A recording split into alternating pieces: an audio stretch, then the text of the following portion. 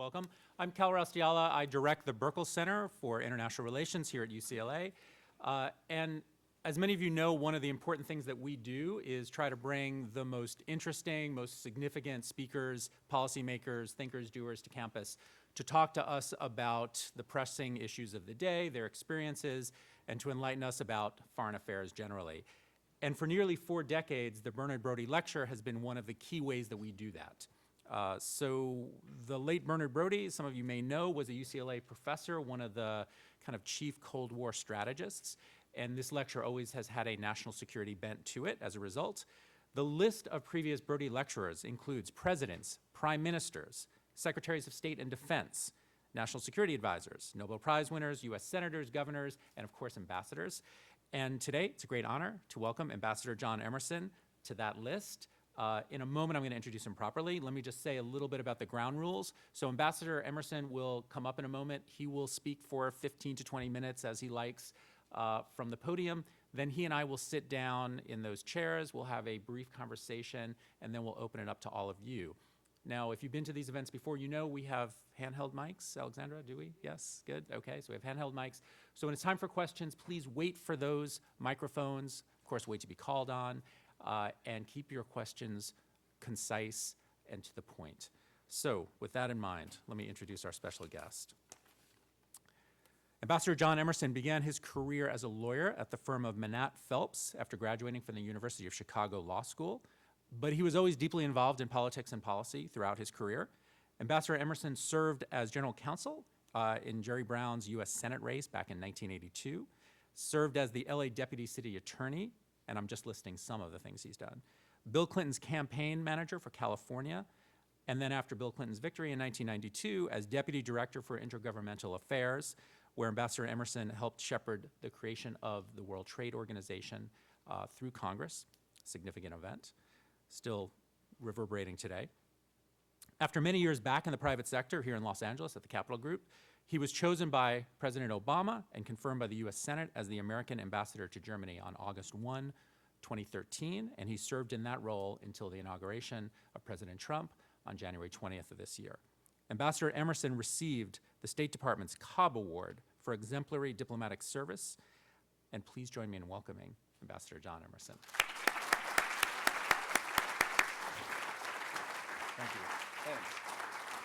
It is a great privilege to have been asked to deliver the Brodie Lecture on the Conditions of Peace. I must say, after hearing that list of dignitaries who've done this before, I think we've been downgraded a little bit today, but you know, hopefully we'll try to make this interesting and informative and maybe even entertaining. So on January 20th, my family and I came home after spending 3.5 incredibly rewarding but also challenging years living in LA's sister city, Berlin. Serving as the American ambassador to Germany was truly the honor of my life, and it proved to be an extraordinary experience for our entire family. Our time in Germany was anything but uneventful.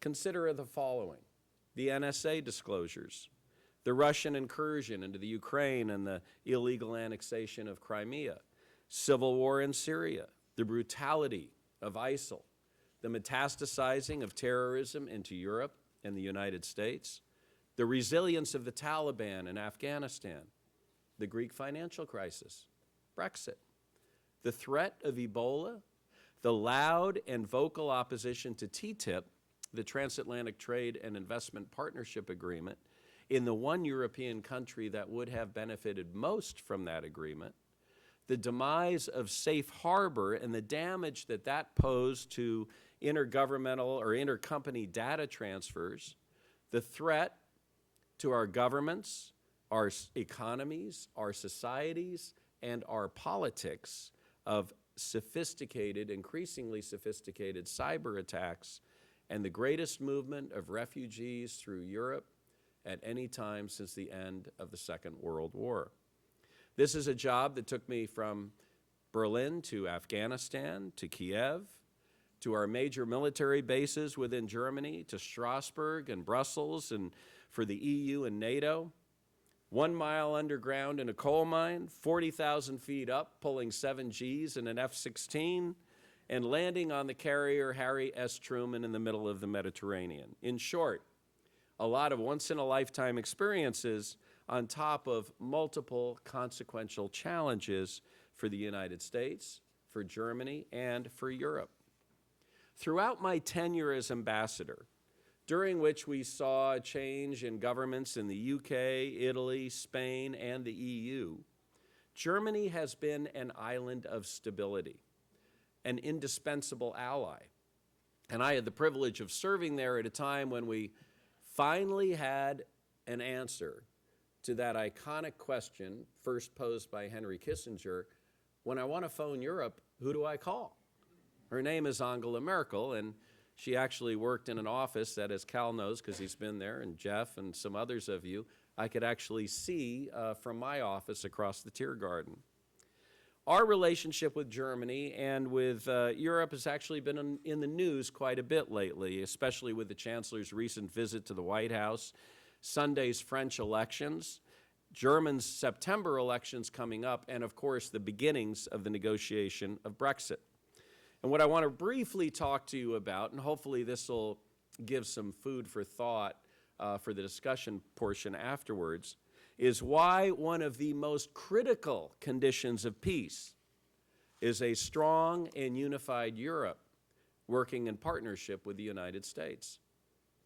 As I intimated in the summer of 2013, 8 weeks after I arrived in Berlin, news broke of the NSA scandal involving Chancellor Merkel's cell phone.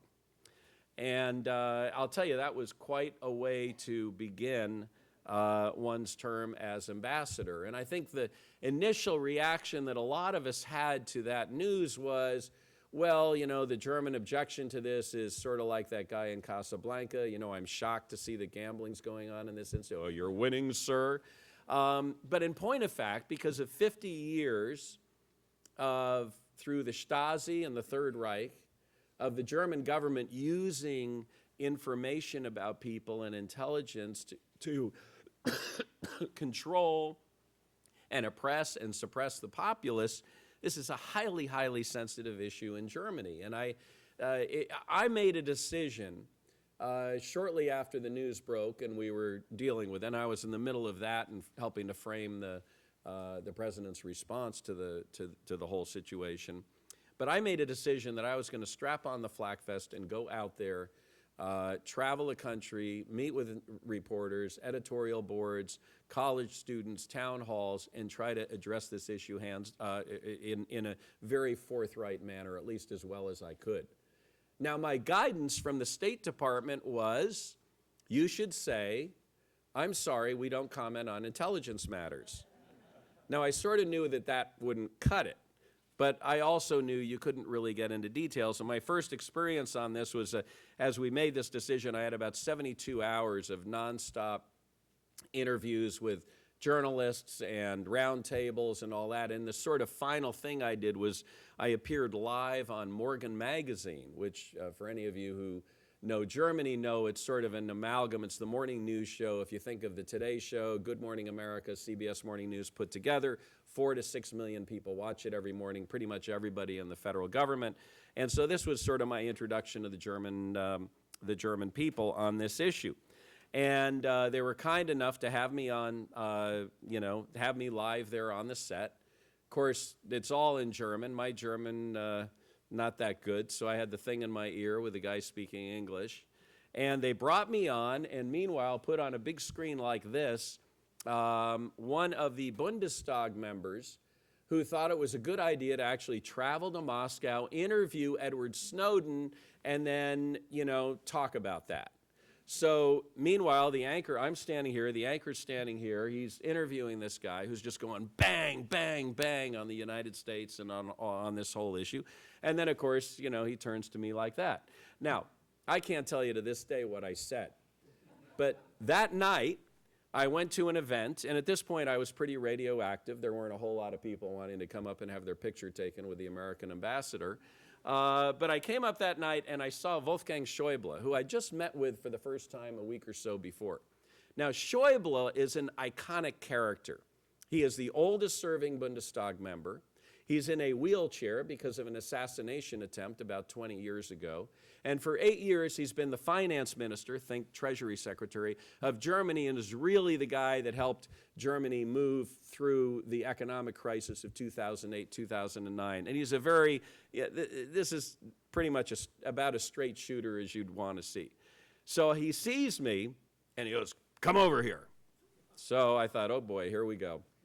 So I walk over, bend over, shake his hand. "Oh, Herr Minister, it's so good to see you." And he goes, "I saw you on television this morning. You said nothing, but you said it very well." Now that is a good ambassador. In any event, the whole NSA thing got a lot of attention. It certainly got a lot of attention back here. I had many condolence phone calls and letters from probably some of you in this room. But what is less known is that until then, the larger German concern was the impending U.S. pivot to Asia.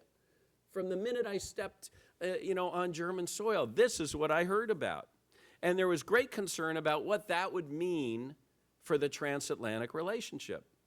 And so while the German public was outraged by the spying allegations, the concerns of many in government and civil society were much less about being listened to and much more about the likelihood that the scandal would undermine our crucial partnership. Why was there so much concern about this?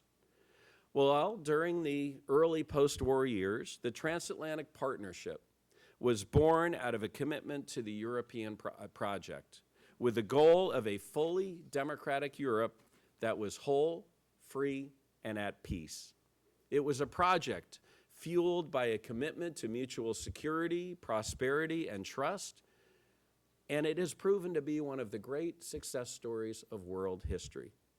But as a result of the explosive spying disclosures, its foundational trust had been badly shaken, thereby jeopardizing its stability.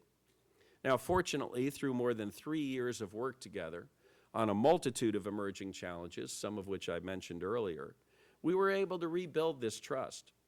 And this reconstruction was best illustrated by the extraordinarily close partnership that developed between President Obama and Chancellor Merkel.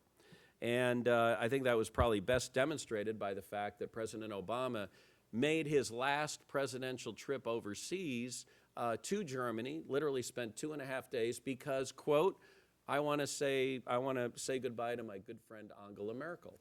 And by the way, in about 10 days, he will be going to Berlin once again at her invitation on his first post-presidential trip overseas. But with the election of a new president who campaigned on a foreign policy platform that was far more isolationist in nature than the long-held bipartisan consensus in administrations going all the way back to Harry S. Truman and the Marshall Plan, and whose campaign entailed concerning assertions about NATO, the EU, and Germany in particular, German angst about transatlantic ties had once again come front and center. And while the president pushed back on the isolationist label in last month's joint press conference with the chancellor, his declarations of America first and his pursuit of policies and budget priorities that reinforce an American retreat from global engagement have given our allies great pause. At last February's Munich Security Conference, this is an annual conference, sort of the Davos World Economic Forum of National Security, it was attended by Vice President Pence, Defense Secretary Mattis, Homeland Security Secretary Kelly, and the largest congressional delegation that had ever attended, led, as always, by John McCain. Yet last month, when I was in Berlin, one prominent government official noted that while past Munich security conferences had focused on Russia and terrorism and Eurozone economics, the primary concern this year was the United States. And this isn't just a German concern. Having recently celebrated the 60th anniversary of the Treaty of Rome and witnessed the formal beginning of the Brexit process, European op-ed pages and transatlantic think tanks are filled with dire predictions about the future of Europe. Is European integration and the dream of a Europe whole, free, and at peace slowly beginning to crumble. Well, fortunately, the populist surge that gave us Brexit, empowered Le Pen, and fueled Germany's Alternative for Deutschland seems to have stalled for the moment. And this is good, because at the same time, Russia is aggressively pursuing a hybrid warfare approach in Europe through overt and covert support of right-wing, anti-Euro, anti-American populist movements, as well as an extensive propaganda effort on the internet and through traditional media. And let me tell you something, folks, this ain't your father's Soviet propaganda. It is a very sophisticated, well-funded effort, especially through social media trolls and postings of incendiary assertions masquerading as news items. In fact, recently, the New York Times called out the weaponization of information by an extensive Russian disinformation campaign that journalists in Germany have long been aware of. Beyond that, we saw the hack of Macron's party emails, fortunately with little effect. And by the way, you should know that about a year and a half ago, Russia hacked into the Bundestag email system well in advance of Germany's federal elections, which are coming up this September 24th. With all of this, the unwavering commitment of the United States to the European project becomes more important than at any time since the end of the Cold War. Deep engagement with our European allies in both NATO and the EU is very much an essential condition of peace. Consider the following.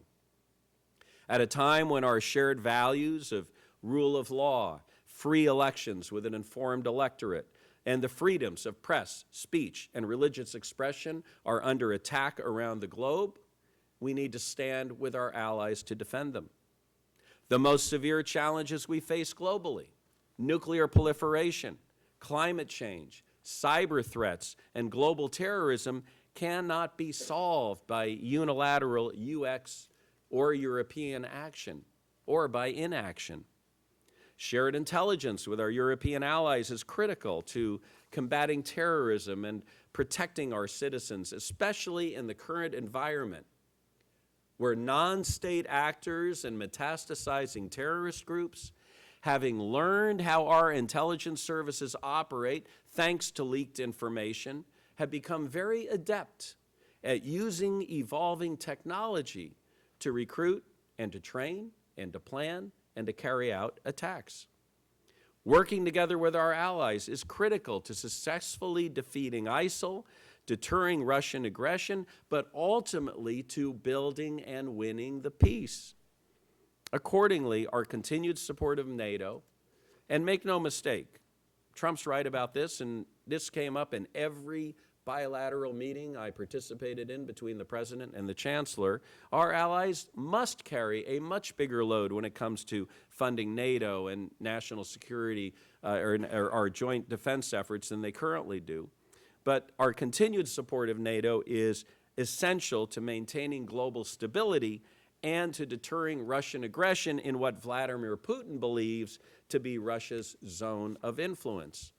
And finally, the shared prosperity that is facilitated by a rules-based trading system, which has, in stark contrast to protectionist experiments of the past, lifted millions out of poverty, is an essential component of global stability and therefore of our national security. Why? Because in today's interconnected world, there is an intimate connection between prosperity and peace, between the creation of economic opportunity and the greater potential for political stability. Economic policy and foreign policy, as John Kerry was fond of saying, are two sides of the same coin. This argues for strengthening our economic and our trading ties with Europe. But the biggest lesson of the past campaign in this country, and a fundamental root cause of the rise of nationalism in Europe, is that many Americans and European workers and families have been hurt by the localized costs of globalization, automation, the financial meltdown, and jobs being shipped overseas without necessarily feeling the benefits of trade, which are far more diffuse, but also very real. Accordingly, trade and economic negotiations between the EU and the United States should recommence, but only in conjunction with policies that address the reality that many have been left behind by the rapid pace of globalization and automation. Now, I've said that our relationship with Europe is an indispensable condition of peace, or are having a strong relationship with Europe, but I will conclude by pointing out that this isn't a one-way street. Europe's got a lot of work to do as well to maintain that strong relationship. NATO members must honor the 2% of GDP defense spending commitment that they all made at the NATO Wales Summit in the fall of 2014. Intelligence gathering and sharing, which is currently quite balkanized among our European allies, needs to be more robust.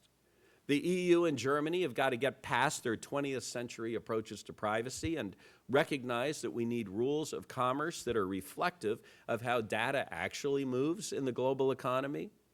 The EU and its member states must invest more in internet infrastructure and in cybersecurity. The EU and the UK must negotiate a Brexit that, if possible, enhances rather than detracts from the strength of the alliance. European leaders need to push back more aggressively against anti-American sentiment, which hobbles efforts to share intelligence and successfully conclude bilateral agreements. And beyond that, the EU needs to reform even how it negotiates agreements, so that negotiators don't have to answer to multiple bosses the way they do today, and a single province of a single member state cannot hold up the enactment of a fully concluded agreement, as was the case with the EU-Canadian trade agreement earlier this year. And finally, the EU needs to reform its regulatory processes, which give rise to resentment and to grassroots frustrations in the member states, thereby fueling anti-Euro sentiment. Only by addressing these concerns on both sides of the Atlantic can we be confident that the European project, instrumental in the past and critical to the future, will continue to thrive and progress in the face of today's challenges. And because, as I hope I've made clear, the continuing success of the European project is, and this is because, as I hope I've made clear, the continuing success of the European project is an essential condition of peace. I look forward to hearing your comments, to having Cal ask me some questions, and then, of course, having the opportunity to engage with all of you. Thank you very much. Great. Well, thank you so much. So many things you raised at the end are interesting and important, and we can't cover them all. But let's start with NATO. And you talked about the 2% pledge. My understanding, 2% of GDP spent on defense. My understanding is that several German politicians have just rejected that. Not realistic. We're not going to do it. And if you compare the United States, it's something like 3.5% of GDP. Russia, 5%. So it's a significant gap.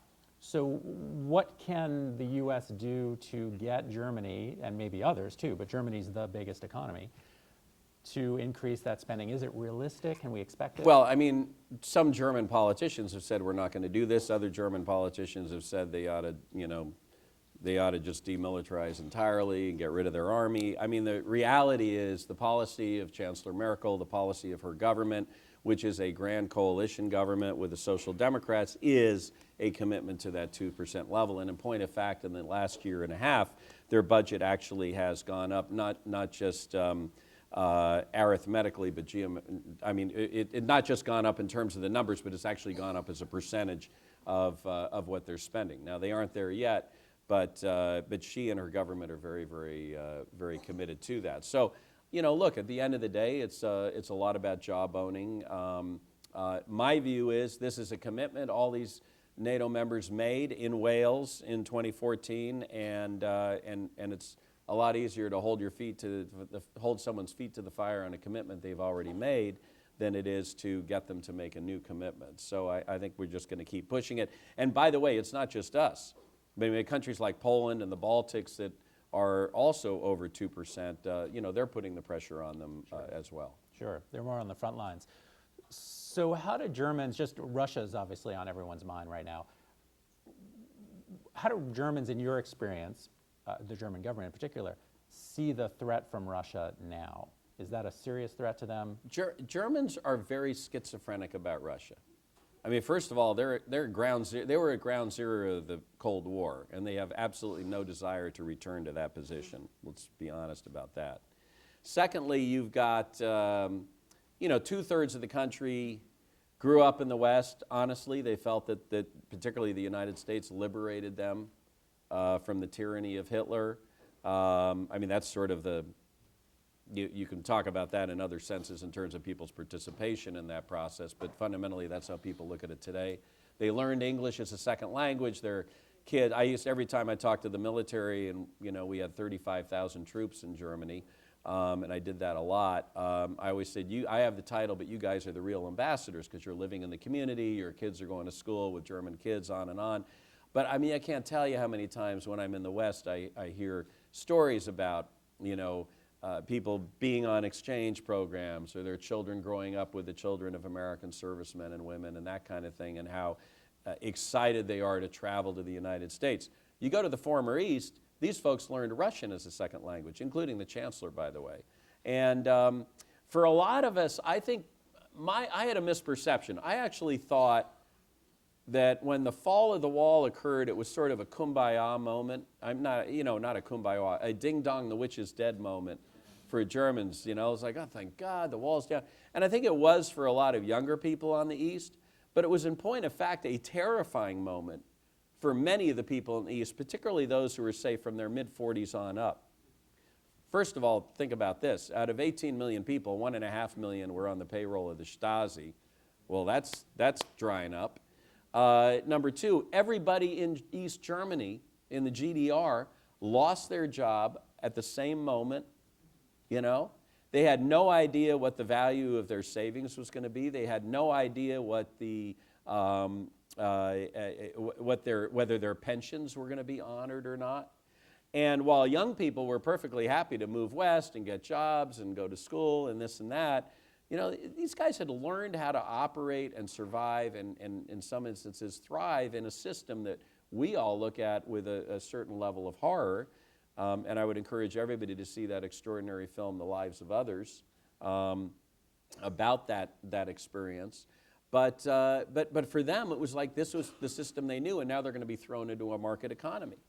But also growing up learning Russian and maybe having their kids go to school with the children of Russian soldiers, there's a sort of comfort level in dealing with Russia where there isn't so much in dealing with America and the West. So you have that dynamic. The third dynamic is the business dynamic. There's a big constituency in Germany, particularly coming out of some elements of the business community. I call them the Greater Switzerland crowd, which is sort of like, hey, why do we have to choose between Russia and the United States? Let's just be friends with everybody. It's good for business. And so you have a fairly schizophrenic group. So the Grand Coalition sort of began to exhibit a little bit of a fault line on this issue, because on the one hand you had Angela Merkel and her Christian Democratic Union, who traditionally have been much stronger on as it relates to addressing Russian aggression.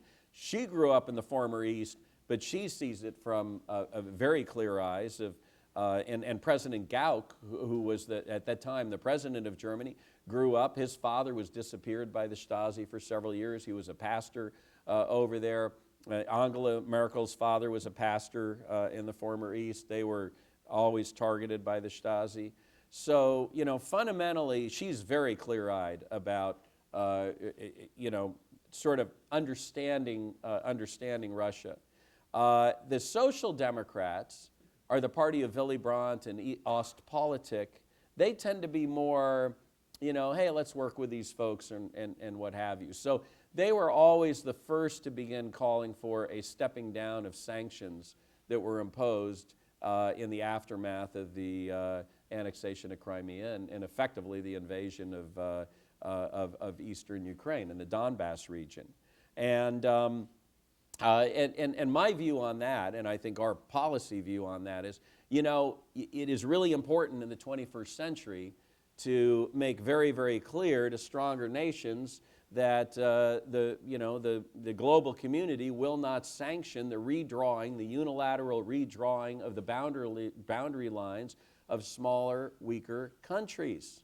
This is not the way that we need to be going at this point in time, and it doesn't work to impose sanctions and then 2 years later, because you get lazy, because you get tired, because maybe it's not good for the economy, or maybe, as we saw in the campaign, because somebody says something nice about you, to step down those sanctions. And she absolutely sees that and feels that way. Now, she feels that way, but has probably spent more time, we used to jokingly call her the Putin whisperer, more time with Vladimir Putin than just about any other foreign leader, working through the Minsk process and developing all that.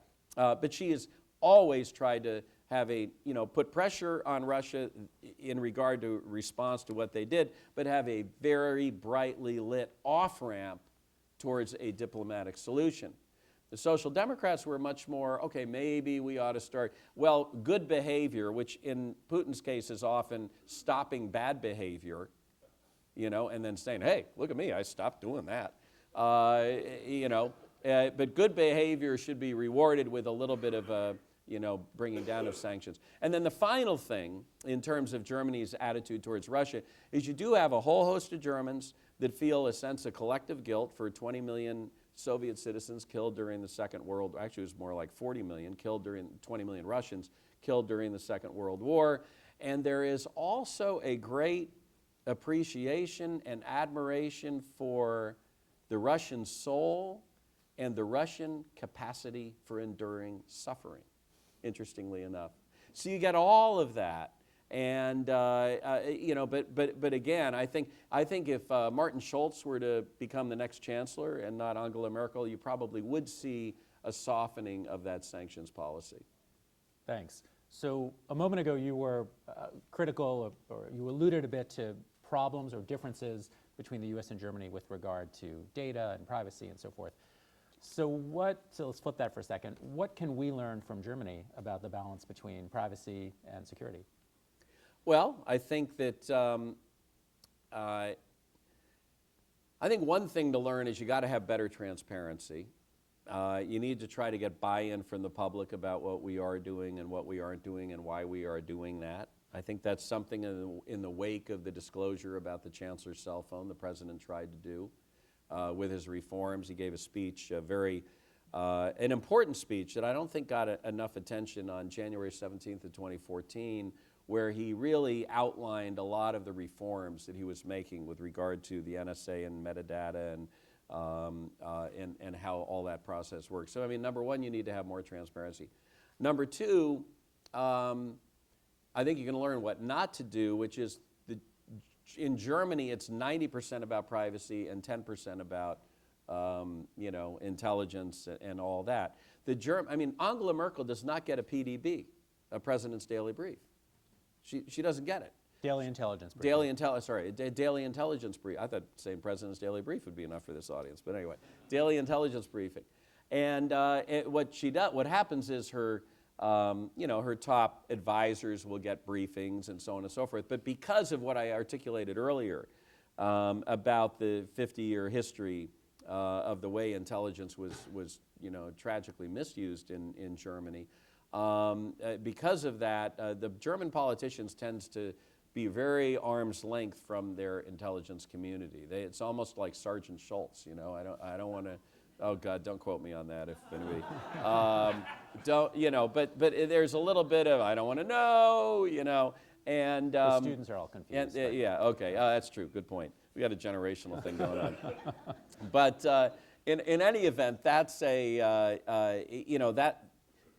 there needs to be more of a focus on that. But I'll tell you, the best illustration of the differences between American views, and privacy is obviously important here, but American views on privacy and German views on privacy, it also relates to the internet. And a couple of illustrations there. The Social Democratic Party, when they negotiated with Merkel's party, the CDU, the coalition agreement, you know, you have an election and then they form a coalition, then they actually negotiate what they're going to do, and then because, of course, the government rises out of the legislative branch, it all gets done, which is actually kind of an interesting thing, or like to see in our country, Novel maybe. idea. Shocking. In any event, in negotiating that agreement, Sigmar Gabriel, who was the leader of the Social Democrats, said, we're gonna send this out and have all of our members, you know, vote on it. And if they all vote to approve it, then fine, it's going to be done. And they're sending it out by snail mail. And so I said to him, I said, why don't you just email it to people and have it, you know, you can get it done. It was going to take 3 weeks or something. Get it done faster. He says, oh, we don't have the email addresses. In fact, we don't have the physical addresses of most of our party members. Well, why not? Well, he never would ask for that. You know, that would be an invasion of privacy. If they want to give it to us, we will take it and build a database of it. You can, all of you involved in politics, you can't get voter files in Germany. They don't have a list of like who lives where and who's a Democrat and who's a Republican and how many times they vote, you know, the kind of stuff that, you know, our political consultants make a fortune, you know, selling to campaigns and working on. You don't get that in Germany. But my favorite illustration is when it comes to Google Street View. So if you go on Google Street View anywhere in Germany, you will find pixelation after pixelation as people say, oh my God, how can you have my house on there? This is a terrible violation of my privacy. And so I met the head of, actually it was the head of Twitter Germany, who used to be the head of Google Street View Germany. And I said, look, I've heard this anecdotally. I talk about it all the time. Is this true? He goes, yeah. He says, I said, well, what about your colleague and, you know, your counterpart in California? What's his experience? He goes, oh, he says, that's a riot. He said, I called him up. I said, are you having this problem? He goes, no. He says, my problem is, well, you know, the people phoning us saying, when's that car coming down the street? Because they want to stand out there and wave. Hey, little Billy, you're on TV, you know? So, I mean, big, big differences. And it relates to our eagerness to be first adapters of new technologies that come out and their fundamental distrust of Facebook and of Google. And let me tell you, Facebook and social media in general, and Amazon, and those companies have a lot of trouble in Germany and they have a lot of trouble in Europe.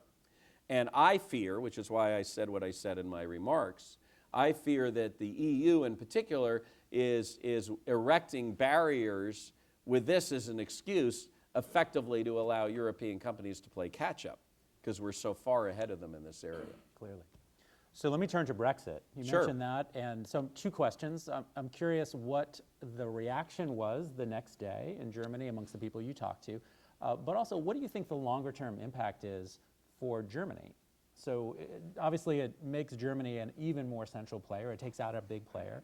But are there other interesting things about how it's likely to play out for the EU? Well, it's a couple things I think are of interest there. I mean, one, and by the way, when the Brexit vote happened, I mean, a lot of Germans were shocked. The initial feeling was almost hurt. It's like, you want to leave us? You know, why do you not? I mean, literally just in talking to people. I mean, it was Insulted. It was. I'm telling you, it was more hurt than insult. But then, about 3 days after the Brexit vote, it was the European Cup, the soccer final. And by the way, soccer is everything in Germany in terms of the. I happened to be lucky enough to be there when they won the World Cup, which was great fun. But so it was the game when it was Iceland beat England.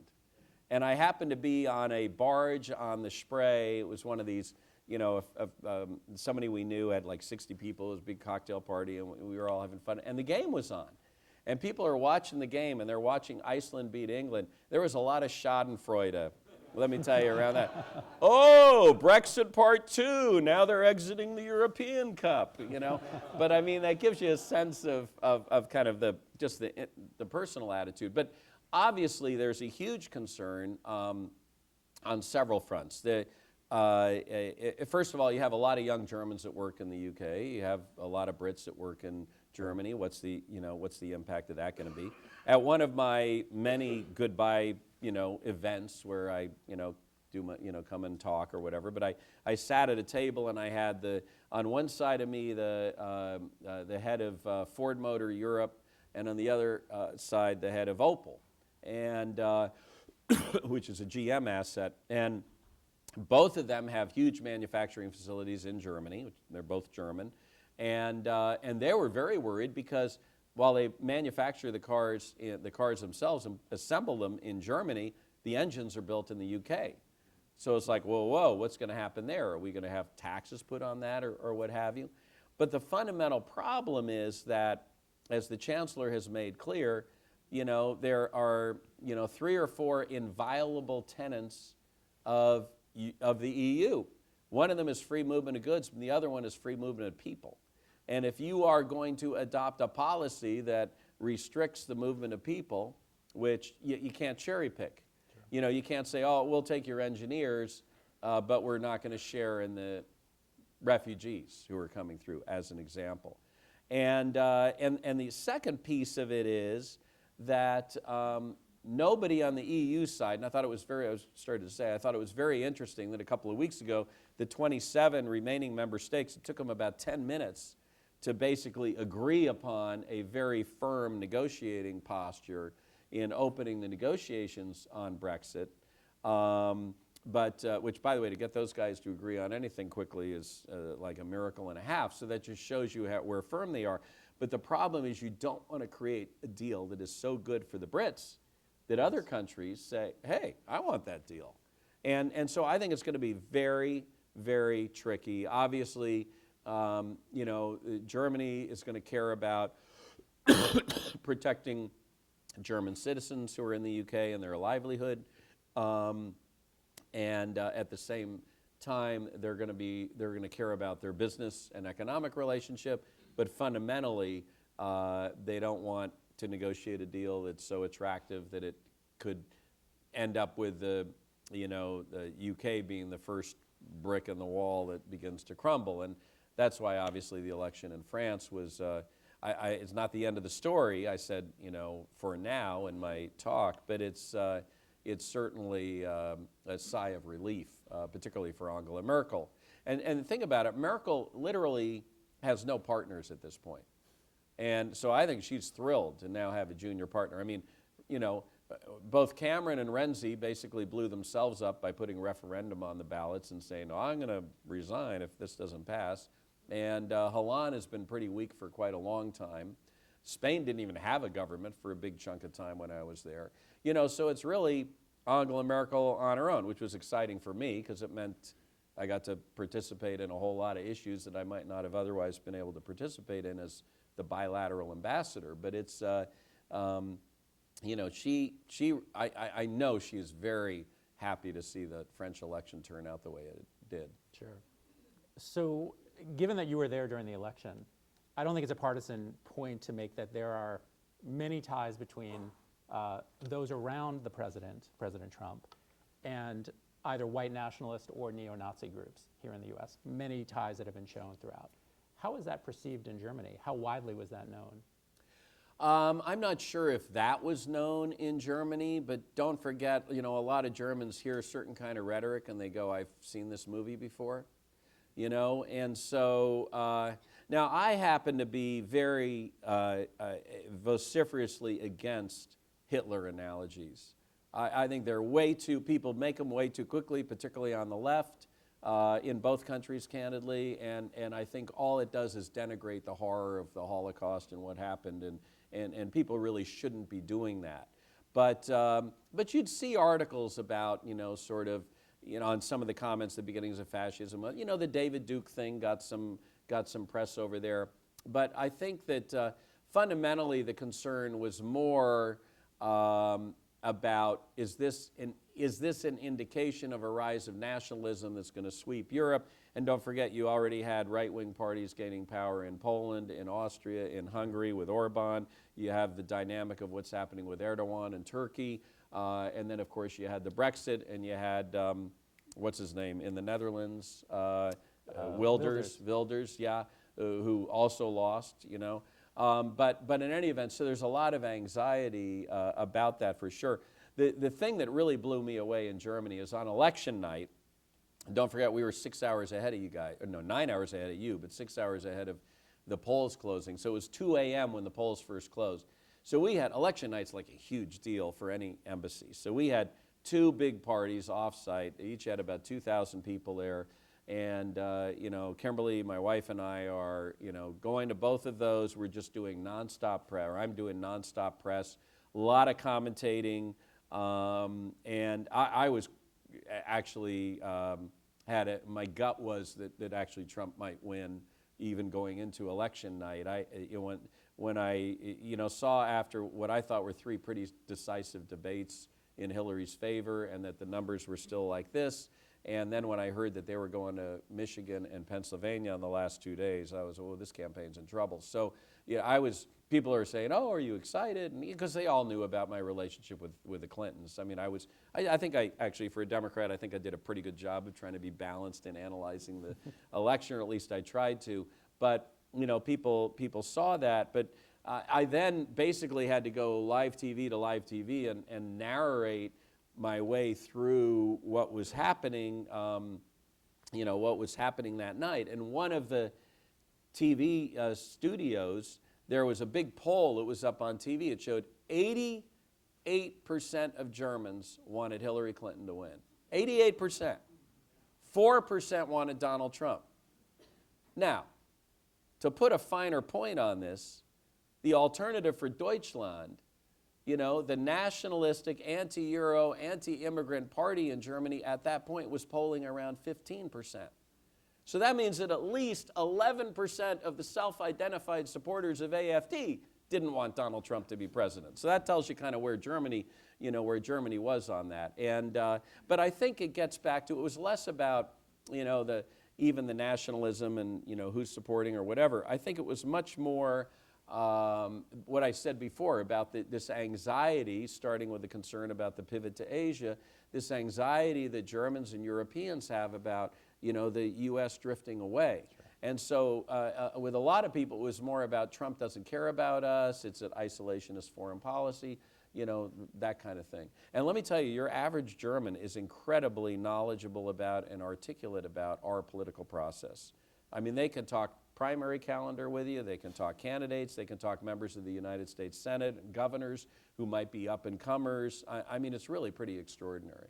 I agree about the anxiety. The famous line about NATO was, the point was to keep the Americans in, the Russians out, and the Germans down.